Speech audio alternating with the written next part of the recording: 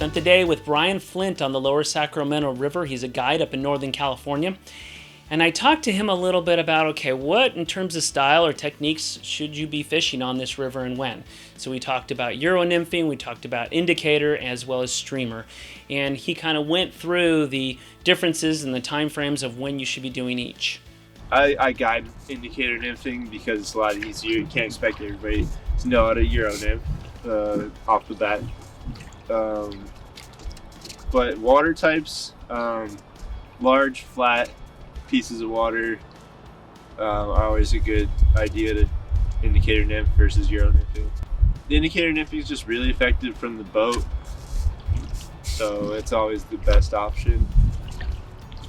Anything big and flat, definitely want to go with the indicator over Euro nymphing. Euro nymphing tends to shine in pocket water, whereas the indicator would do really well on big deep pools. So that's a good idea. The difference there, if you're trying to fish over multiple currents with indicator rig, it's going to be really hard. That's where the Euro nymphing shines. But with the Euro nymphing, you can't necessarily fish as far away or downstream of you.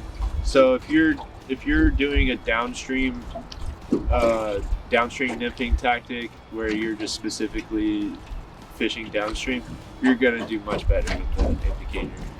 For indicator nymphing, that's the go-to from a boat. For lake fishing, indicator nymphing works great. And fishing large pools or below you and downstream presentations are really good with indicator. Euro nymphing, you want to look for pocket water, smaller rivers, anything that basically the width of a rod or two as far as the width of the river. It's harder to fish big rivers with it, but on smaller stuff it really shines. Streamer fishing is best typically mornings and evenings. You would want to fish streamers in the low light. You're going to want to target places that have sculpins and maybe little critters on the bottom that are scurrying around, scuds, things like that.